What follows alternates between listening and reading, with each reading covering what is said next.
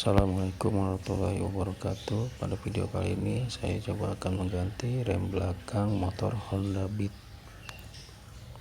Pertama kita lakukan adalah melepas knalpot dengan melepas mur ukuran 10 mili di depan dengan menggunakan shock ukuran 10 mili dan dua baut di belakang bagian atas dan bagian bawah ukuran 14 mili dengan menggunakan shock 14 mili. Di sini juga kita menggunakan extension sebagai alat bantu untuk mempermudah saat kita melepas mur dan bautnya.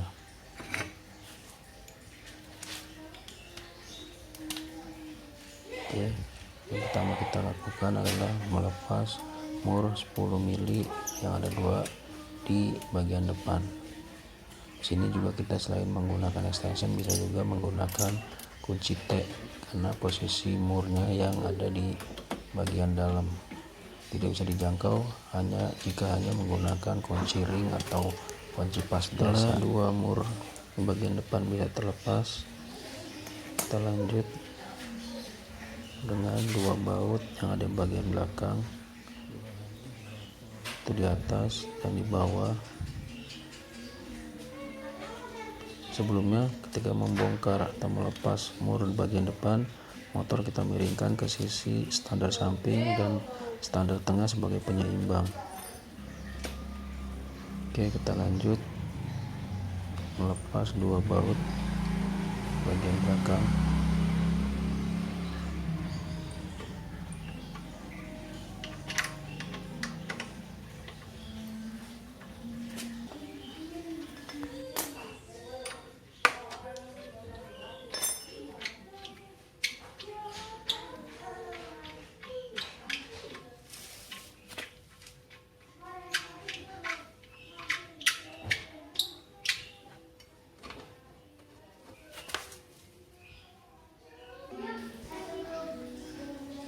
Setelah kita bisa melepas knalpotnya, langkah berikutnya adalah melepas roda bagian belakang dengan cara melepas mur roda bagian belakang. Untuk melepas mur roda bagian belakang, kita menggunakan kunci ring ukuran 24 mili.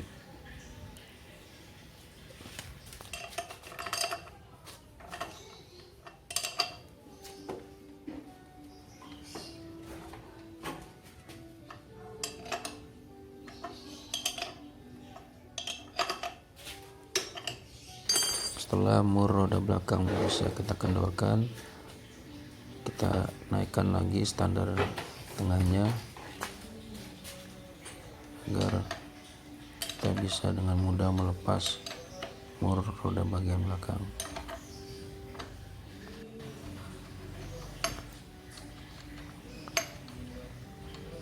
Sini saya melihat mur roda bagian belakangnya tidak rusak ya. Biasanya ketika dibongkar ada bekas luka terkait bongkaran. Selanjutnya kita coba melepas roda bagian belakang. Kita cari cara atau cari teknik gimana mudahnya ketika kita akan membuka roda bagian belakang. Di sini saya coba dengan memandang dari sisi sebelah kiri ya, roda bagian belakang.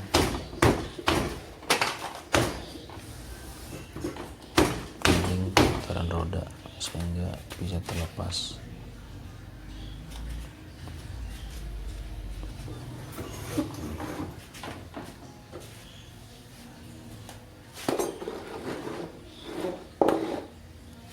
Setelah itu coba kita tarik dari sisi sebelah kanan dengan kedua tangan kita, digoyang bergantian kanan kiri sehingga roda bagian belakang bisa terlepas.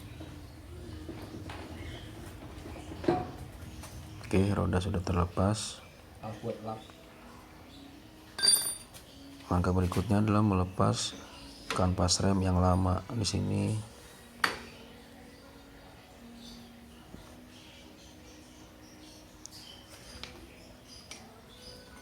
kita lakukan lepas kanvas remnya dengan cara dicongkel ya. Di sini saya menggunakan sebuah linggis ya untuk bisa melepas kanvas rem bagian belakang. Kita alasi dulu dengan lap bantalan supaya tidak membuat part yang lain rusak, atau bisa juga dengan cara yang lain ya yang teman-teman bisa lakukan. Oke, sudah terlepas kanvas rem lamanya. Kita ambil pernya, karena di spare part yang kita beli tidak termasuk per kanvasnya ya. Lanjut, kita bersihkan dulu tromol dari debu bekas kanvas remnya ya, debu dan kotoran lainnya. Di sini saya menggunakan kuas. Kita bersihkan hingga debu-debunya hilang. Ini berguna untuk maksimal penggunaan rem pada saat nanti kita pakai. Sekelilingnya sehingga debunya bersih, tidak ada lagi yang menempel.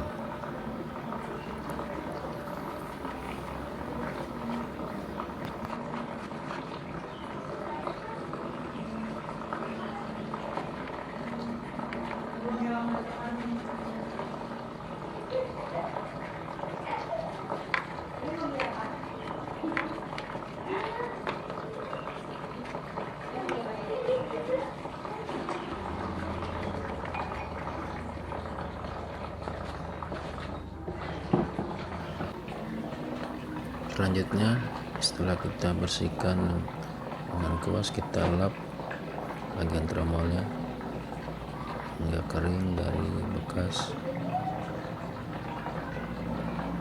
kotoran-kotoran yang menempel. Ini tuas remnya kita berikan pelumas agar supaya nanti saat kita pakai tuas remnya berfungsi dengan baik. Kita ratakan pelumasnya. Di sini saya menggunakan spare part dari Honda genuine part ya. Sebelum kita pasang, kita pastikan sudah sesuai dengan spek motornya sebelum kita bongkar spare part dari kemasannya. Kita sudah pasti yakin sesuai, kita bongkar spare part dari kemasan.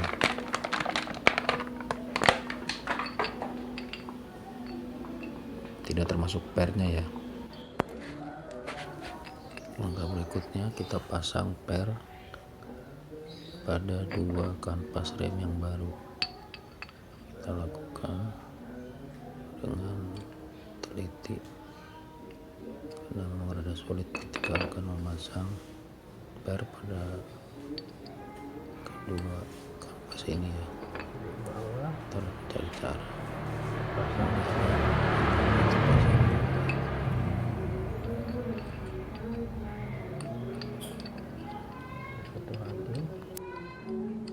Posisi miring dulu ya, tarik baru. Oke, cara pasangnya. Oke, kita lanjut pasang kanvas ke tromolnya ya, dengan cara bagian atasnya ditekan atau ditahan dan bagian bawahnya ditarik hingga pernya mulur sehingga mudah untuk dipasang. Kita lakukan ya, tarik ya, sudah terpasang. Oke, pastikan kedua kanvas masuk ke stoppernya ya, atas dan bawah, dan juga ya pastikan sudah masuk ke stoppernya, atas dan bawah, dan juga sisi yang satunya lagi ya. Ini fungsinya adalah ketika nanti digunakan si kanvas tidak terlepas. Pastikan lagi PR-nya sudah terpasang dengan benar. Oke, lanjut kita coba fungsikan tuas remnya ya, sambil kita setting ke sisi terjauh karena ini kampas baru, agar nanti saat pemasangan roda belakangnya juga mudah. Setelah itu kita lanjut untuk memasang roda belakang. Kita pastikan dulu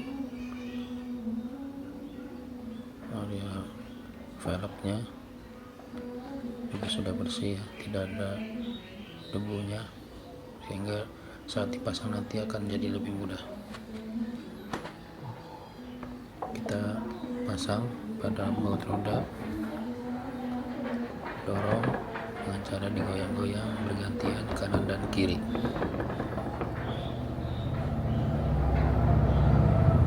Terlihat masih seret ya, susah, sepertinya ada yang mengganjal. Kita pukul pun tidak bisa, kita copot terlebih dahulu. Kita lihat apakah kanvasnya atau di area trombolnya ada yang menghalangi si velg dari roda ini masuk. Kita coba ulang ya, benar sudah masuk ya. Selanjutnya kita akan coba pasang baut roda dan juga ringnya. Pertama kita pasang ringnya terlebih dahulu.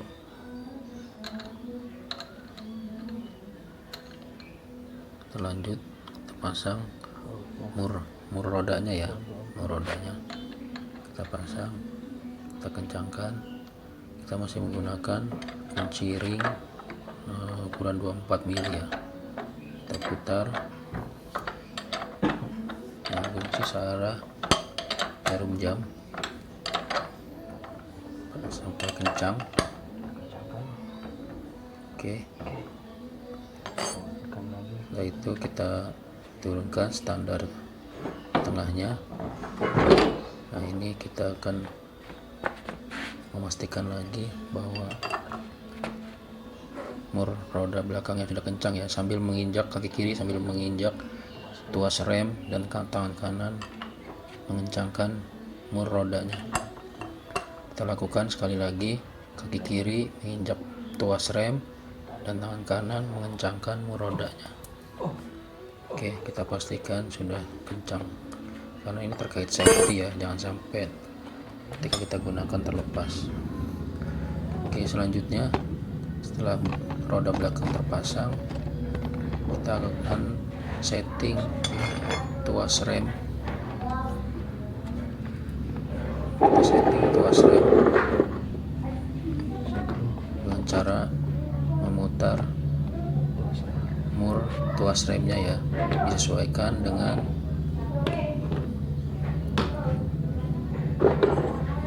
tuas rem yang ada di stang sebelah kiri, sambil kita setting pada mur tuas di roda.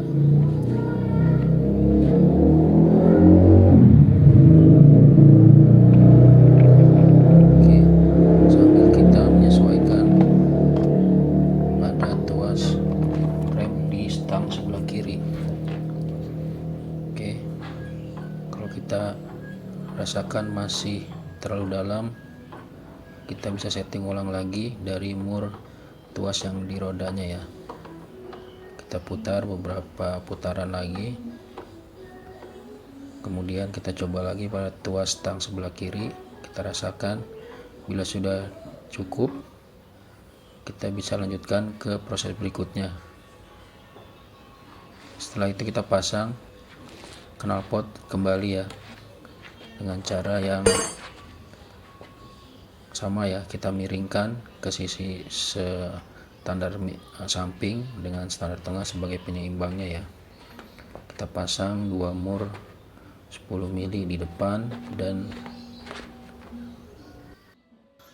setelah semua selesai terpasang, langsung kita coba kembali fungsi remnya berfungsi normal atau tidak dengan cara gerak bebas dari roda saat diputar dia tidak terlalu seret ya. Kalau di sini masih terasa seret, bisa kita setting ulang, disesuaikan. Jadi pada saat posisi tidak direm, gerak roda tidak terganggu atau tidak seret ya.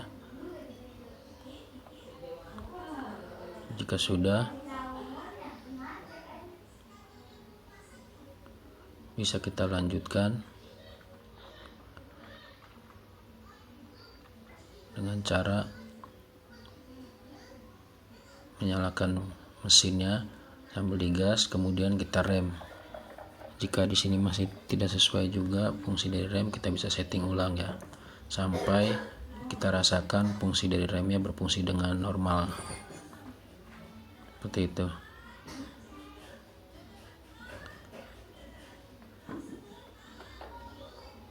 Ya, kita nyalakan untuk menguji atau mengetes fungsi dari rem. Kita gas, kemudian kita rem. Jika dirasakan masih kurang berfungsi dengan baik, kita setting ulang. Lakukan ini beberapa kali sampai kita mendapatkan settingan rem yang baik, yang berfungsi dengan normal. Seperti itu. Terima kasih.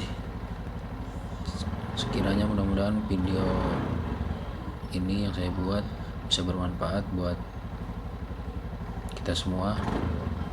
Sampai jumpa di video yang lainnya. Dan saya cukup. Bila ada kata-kata yang salah, mohon dimaafkan. Bila ada yang kurang, insya Allah kedepannya kita akan coba perbaiki ya.